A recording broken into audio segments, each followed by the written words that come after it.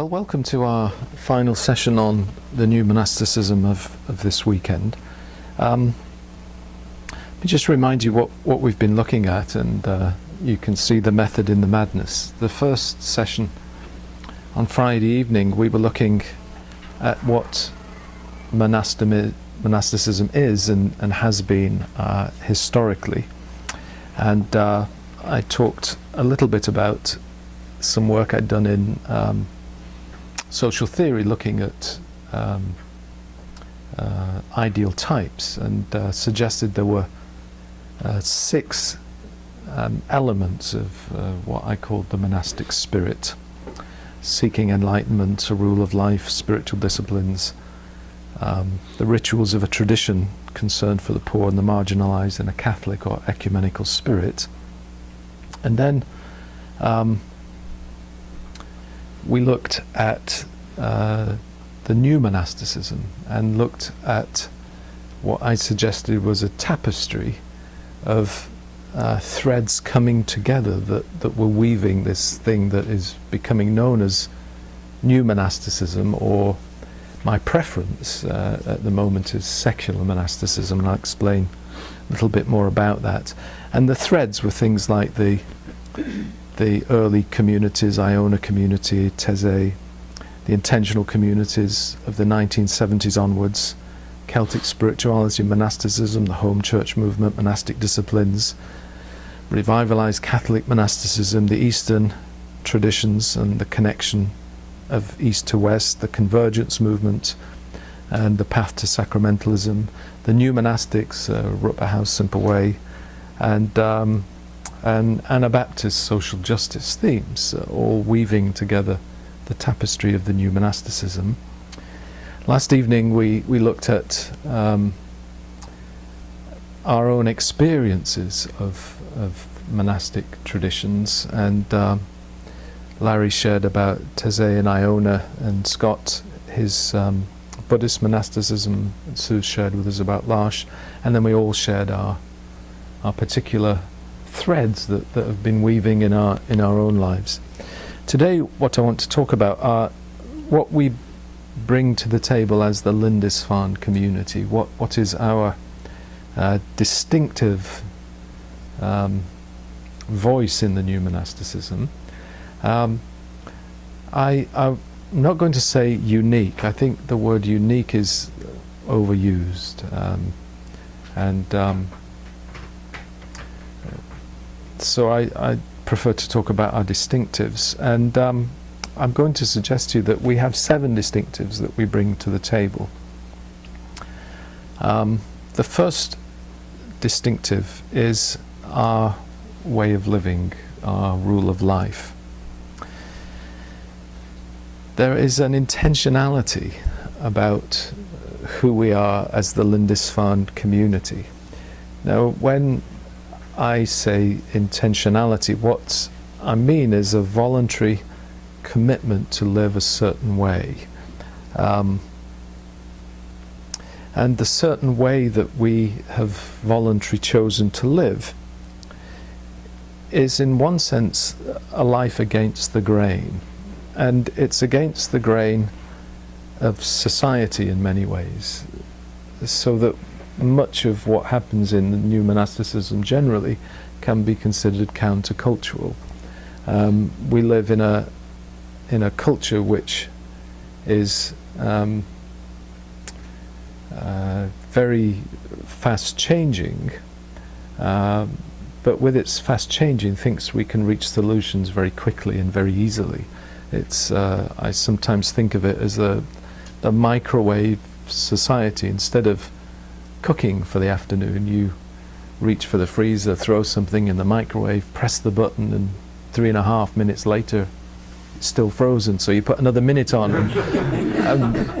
and it's done, right? It's done quickly, and that way of thinking about life transfers to the whole of life. So people have that deep desire, that deep longing for the something other, and they think, well, yes, what's the quick way to do it? So we'll get the the how-to book that will tell you in 10 easy steps how to get this fulfilled life, and we think, that's it, I've got it. And the new monasticism is not like that at all. Scott and I have talked a lot over the weekend about the practice, that what we're doing is the practice, and the practice is a life practice. It's not the practice of a moment or two or a week or a weekend. It's a life practice that begins and continues and continues and deepens and deepens and deepens.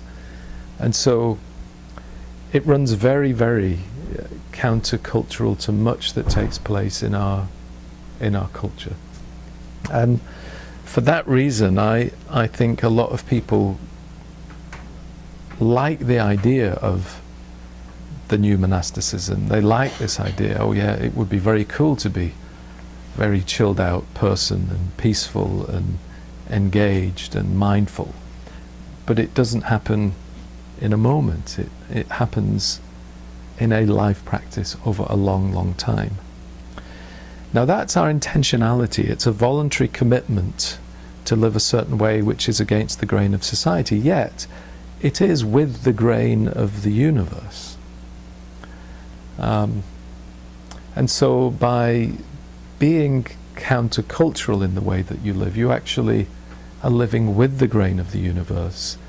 And of course the universe is, in temporal terms, very, very, very old. Billions of years. And when we've gone, there will be billions of years, right? We're less than microscopic.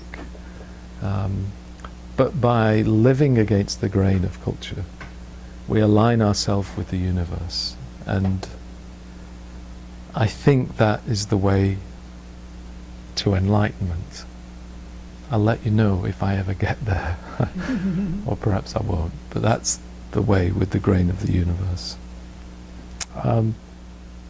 The second thing about our way of living is, number one, it's intentional. Number two, it is to be as Christ to those we meet, to find Christ within them. In some respects, this is, you might call it a Christ mysticism. It's to find the true self. It's to find the Christ nature. It's to find out who we truly are and to be that. So our rule of life is as much about being as it is about doing.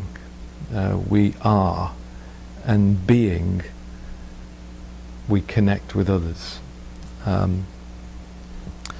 Some of you have told me, and I know the truth of it, that people will want to be around you and they don't quite know why they want to be around you. They'll just be there. And I think what is happening is, as you practice and as you're intentional about being Christ to those you meet and finding Christ within them, then there is this connectedness that is very difficult to name, but people like it, and so they stay close. The third aspect of our rule is our summary, which is the balanced life of prayer and study and work and rest. And in some respects that's very similar to some of the traditional monastic communities, and of course we've borrowed it from them. Now those words, prayer, study, work and rest, are very plastic, are very fluid. So what does prayer mean? It's not simply saying the